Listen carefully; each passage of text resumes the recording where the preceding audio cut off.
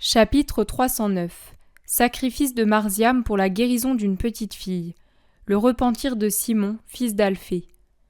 Le 21 octobre 1945. Ils sont accueillis dans une pauvre maison où se trouve une petite vieille entourée d'une ribambelle d'enfants entre 2 et 10 ans. La maison se trouve au milieu de petits champs peu entretenus, dont plusieurs sont transformés en prés où se dressent des arbres fruitiers qui ont survécu. Paix à toi, Jeanne. Cela va mieux aujourd'hui? Ils sont venus t'apporter de l'aide? Oui, maître et Jésus. Ils m'ont dit qu'ils reviendront pour semer. Ce sera tard, mais ils m'ont assuré que cela poussera encore. Certainement, cela poussera. Ce qui serait un miracle de la terre et de la semence deviendra miracle de Dieu. Par conséquent, un miracle parfait. Tes champs seront les plus beaux de cette région, et ces oiseaux qui t'entourent auront du grain en abondance pour remplir leur bec. Ne pleure plus. L'année qui vient, cela ira déjà beaucoup mieux. Mais je t'aiderai encore, ou plutôt, tu seras aidé par une personne qui a le même nom que toi et qui ne se rassasie jamais d'être bonne. Regarde, voici pour toi. Après cela, tu pourras tenir jusqu'aux récoltes. La petite vieille prend la bourse et en même temps, elle saisit la main de Jésus et la baise en pleurant. Puis elle demande « Dis-moi, quelle est cette bonne personne pour que je la nomme au Seigneur ?» « Une de mes femmes disciples et une sœur pour toi. Son nom est connu de moi et du Père des cieux. »« Oh, c'est toi !»« Moi, je suis pauvre, Jeanne, je donne ce que je reçois. De moi-même, je ne puis que faire le miracle, et je regrette de n'avoir pas appris plus tôt ton malheur. Je suis venue dès que Suzanne m'en a informé. C'était tard désormais, mais l'œuvre de Dieu n'en resplendira que mieux. Tard, oui, tard. La mort a été si rapide pour faucher ici, et elle a pris les jeunes, pas moi qui étais inutile, ni ceux-ci qui sont incapables, mais ceux qui étaient solides pour le travail. Maudite lune d'Ellul chargée d'influences malignes. Ne maudis pas la planète, elle n'y est pour rien. Sont-ils bons ces petits? Venez ici. Vous voyez, lui aussi est un enfant sans père ni mère, et il ne peut pas même vivre avec son grand-père.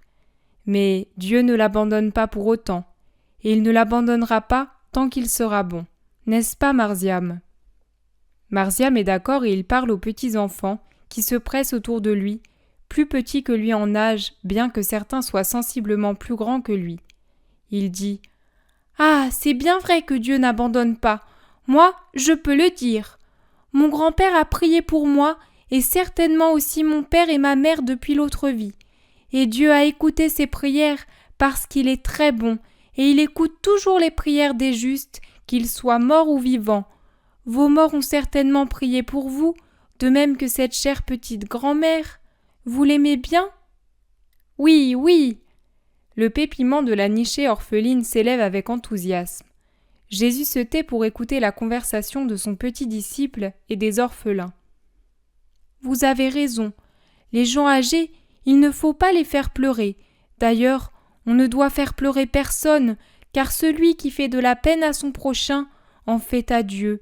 Mais les vieillards, le maître traite bien tout le monde, mais avec les plus vieux, il est toute caresse, comme avec les enfants, car les enfants sont innocents et les vieillards sont souffrants.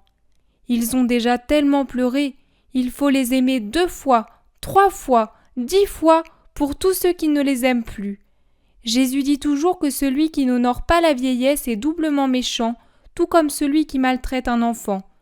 C'est que les personnes âgées et les enfants ne peuvent pas se défendre. Vous, par conséquent, soyez bon avec cette vieille mère.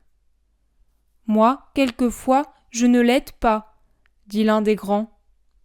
Pourquoi? Tu manges pourtant le pain qu'elle te présente avec sa fatigue. Est-ce que tu n'y sens pas le goût de ses larmes quand tu la peines? Et toi, femme, tu l'aides? La femme en question a tout au plus 10 ans, et c'est une frêle et pâle petite fille. Ses petits frères disent en chœur « Oh, Rachel est bonne! Elle veille tard pour filer le peu de laine et de coton que nous avons, et elle a attrapé la fièvre dans le champ pour le préparer au semail pendant que notre père mourrait. »« Dieu t'en récompensera, » dit sérieusement Marziam. Il m'a déjà récompensé en soulageant la peine de ma grand-mère. » Jésus intervient. « Tu ne demandes pas davantage ? » ?»« Non, Seigneur. »« Mais es-tu guéri ? » ?»« Non, Seigneur, mais ça n'a aucune importance. Maintenant, si je meurs, notre grand-mère est secourue. Avant, l'idée de mourir me déplaisait parce que je l'aidais. »« Mais la mort est vilaine, fillette. »« Comme Dieu m'aide pendant ma vie, il m'aidera à la mort et j'irai retrouver maman. Oh, ne pleure pas, ma chère grand-mère, je t'aime bien. Je ne le dirai plus si ça doit te faire pleurer, et même si tu veux, je demanderai au Seigneur de me guérir. Ne pleure pas, ma petite maman. » Et elle embrasse la petite vieille désolée. Marziam renchérit. « Fais qu'elle guérisse, Seigneur. Mon grand-père, tu l'as rendu heureux pour moi. Rends heureuse cette petite grand-mère maintenant. » Les grâces s'obtiennent par le sacrifice. Toi, quel sacrifice ferais-tu pour l'obtenir ? Demande sérieusement Jésus. Marziam réfléchit. Il cherche ce à quoi il lui sera le plus pénible de renoncer, puis il sourit. « Je ne prendrai plus de miel pendant toute une lune. » C'est peu, celle de Cazeleu est déjà bien avancée. « Je parle d'une lune pour dire 4 phases, et pense que ces jours-ci, c'est la fête des Lumières et il y aura les foisses au miel. » C'est vrai. Eh bien, Rachel guérira grâce à toi. Maintenant partons. Adieu, Jeanne. Avant de partir, je viendrai encore. Adieu, Rachel. Et toi, Toby, sois toujours bon. Adieu, vous tous, mes petits. Que ma bénédiction reste sur vous et ma paix en vous. Ils sortent, suivis par les bénédictions de la petite vieille et des enfants. Marziam, maintenant qu'il a joué son rôle d'apôtre et victime, se met à sauter comme un cabri en courant de l'avant. Simon observe avec un sourire. Son premier sermon et son premier sacrifice. Voilà qui promet. Ne te semble-t-il pas, maître ? Oui, mais il a déjà prêché à plusieurs reprises, même pour Judas, fils de Simon, auquel il semble que le Seigneur fasse entendre raison par les enfants, peut-être pour éviter des vengeances de sa part. Des vengeances, non. Je ne crois pas qu'il en arrive à pareille méthode, mais des réactions vives, oui. Celui qui mérite un reproche n'aime pas la vérité, et pourtant il faut la dire. Jésus soupire. Simon l'observe puis demande « Maître, dis-moi la vérité. Tu l'as éloigné et tu as pris la décision d'envoyer tout le monde à la maison pour les enseigner, pour empêcher que Judas soit en Galilée à ce moment-là. Je ne te demande pas et je ne veux pas que tu me dises pourquoi il est bon que l'homme de Kériote ne soit pas parmi nous. Il me suffit de savoir si j'ai deviné. Tous le pensent, tu sais, même Thomas. Il m'a dit « Je pars sans réagir car je comprends qu'il y a là-dessous un motif sérieux. » Et il a ajouté « Et le maître fait bien d'agir comme il le fait, trop de Nahum, de Sadoc, de Yochanan et d'Éléazar dans les amitiés de Judas. Il n'est pas sot, Thomas, et il n'est pas mauvais, bien que très humain. Son affection pour toi est vraiment sincère. » Je le sais, et ce que vous avez pensé est vrai. Vous en connaîtrez bientôt la raison. Nous ne te la demandons pas, mais j'aurai à vous demander de l'aide et je devrai vous la dire. Marziam revient en vitesse. « Maître, là-bas, là où le sentier débouche sur la route, il y a ton cousin Simon, tout en sueur, comme s'il avait beaucoup couru. Il m'a demandé « Où est Jésus ?» J'ai répondu « Là, en arrière, avec Simon le Zélote. » Il m'a dit « Il passe par ici ?» Certainement, ai-je répondu. On passe par ici pour rentrer à la maison, à moins de faire comme les oiseaux qui volent et vont de tous les côtés pour revenir à leur nid. Je lui ai aussi demandé « Tu veux le voir ?» Ton frère est resté hésitant, pourtant il le veut, j'en suis sûre. Maître, il a déjà vu sa femme. Voici ce que nous allons faire. Marziam et moi nous te laissons seuls. Nous passerons par derrière. De toute façon, nous ne sommes pas pressés d'arriver. Et toi, tu suis le chemin direct. Oui, merci Simon. Adieu à tous les deux. Ils se séparent et Jésus presse le pas vers la grande route. Voilà Simon, adossé à un tronc d'arbre, qui halète et essuie sa sueur. À la vue de Jésus, il lève les bras, puis les laisse retomber, et baisse la tête humblement. Jésus le rejoint et lui pose la main sur l'épaule. « Que veux-tu de moi, Simon ? Me faire plaisir en me disant une parole d'amour que j'attends depuis de nombreux jours ?» Simon baisse encore davantage la tête et garde le silence. « Parle, suis-je donc un étranger pour toi ? Non, en vérité, tu es toujours mon bon frère Simon, et moi, je suis pour toi le petit Jésus que tu portais péniblement dans tes bras, mais avec tant d'amour, quand nous sommes revenus à Nazareth. » L'homme cache son visage de ses mains et se laisse tomber à genoux en gémissant. « Ô mon Jésus, c'est moi le coupable, mais je suis suffisamment puni. »« Allons, lève-toi, nous sommes parents. Allons, que veux-tu ? » ?»« Mon enfant, il est... » Les sanglots l'étranglent. « Ton enfant ? Eh bien, il est vraiment mourant, et avec lui meurt l'amour de Salomé. Et je reste avec deux remords, d'avoir perdu à la fois mon enfant et mon épouse. Cette nuit, j'ai cru qu'il était déjà mort, et elle ressemblait à une hyène. Elle me criait au visage « Assassin de ton fils !» J'ai prié pour que cela n'arrive pas, en me jurant à moi-même de venir à toi si l'enfant reprenait des forces, même si on devait me chasser. Je le mérite du reste, pour te faire savoir que toi seul pouvais empêcher mon malheur. À l'aurore, l'état de l'enfant s'est amélioré. Je me suis enfui de ma maison pour aller à la tienne, en passant par derrière la ville, pour ne pas trouver d'obstacle. J'ai frappé. Ta mère m'a ouvert tout étonnée. Elle aurait pu me recevoir mal. Elle m'a seulement demandé « Qu'as-tu, mon pauvre Simon ?» et elle m'a caressé comme si j'étais encore un enfant. Cela m'a fait beaucoup pleurer, et l'orgueil, l'hésitation ont ainsi disparu. Ce n'est pas possible que les paroles de Judas, ton apôtre, soient vraies. Cela, je ne l'ai pas dit à Marie, mais je me le dis à moi-même en me frappant la poitrine et en me traitant de tous les noms depuis ce moment-là.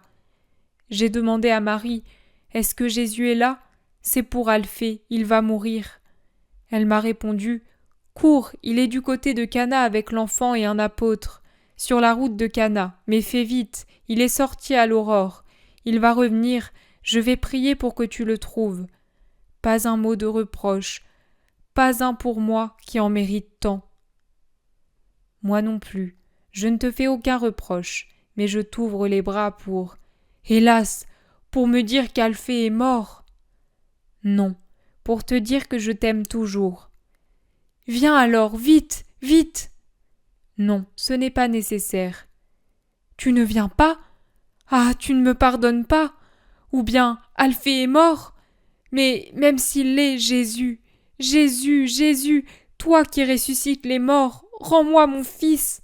Ô bon Jésus, ô Saint Jésus, ô Jésus que j'ai abandonné. Ô Jésus, Jésus, Jésus. Les pleurs de l'homme remplissent la route solitaire, pendant que de nouveau à genoux, il chiffonne convulsivement le vêtement de Jésus, ou lui baise les pieds, brisés par la douleur, le remords, l'amour paternel.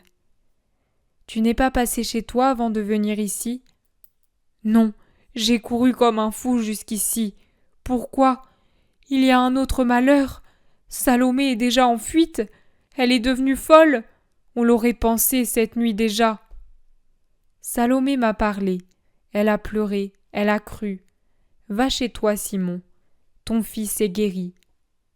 Toi, tu as fait cela pour moi, qui t'ai offensé en croyant à ce serpent. Ô Seigneur, je ne suis pas digne. Pardon, pardon, pardon. Dis-moi ce que tu veux que je fasse pour réparer, pour te dire que je t'aime, pour te persuader que je souffrais de garder les distances, pour te dire que depuis que tu es ici, même avant qu'Alphée ne soit si malade, je désirais te parler. Mais... Laisse tomber. Tout cela, c'est du passé. Moi, je ne m'en souviens plus. Fais de même et oublie aussi les paroles de Judas. C'est un enfant. De toi, je veux seulement ceci, que ni maintenant ni jamais, tu ne répètes ces paroles à mes disciples, à mes apôtres et encore moins à ma mère. Cela seulement. Maintenant, Simon, rentre chez toi. Va, sois en paix. Ne tarde pas à profiter de la joie qui remplit ta maison. Va. Il l'embrasse et le pousse doucement vers Nazareth. Tu ne viens pas avec moi ? Je t'attends chez moi avec Salomé et Alphée. Va, et souviens-toi que c'est grâce à ton épouse qui a su ne croire qu'à la vérité que tu as cette joie actuelle, grâce à elle. Tu veux dire qu'à moi ? Non, je veux dire que j'ai senti en toi le repentir, et ton repentir est venu de son cri d'accusation.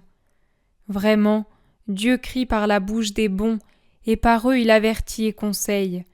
Et j'ai vu la foi humble et forte de Salomé. Va, je te dis, ne tarde pas davantage à lui dire merci.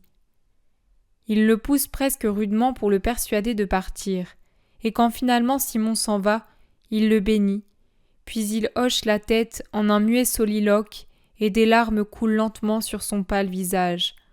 Un seul mot révèle là où se porte sa pensée. Judas. Il prend le même petit chemin pris par Simon le Zélote, par derrière les limites de la ville, en direction de sa maison.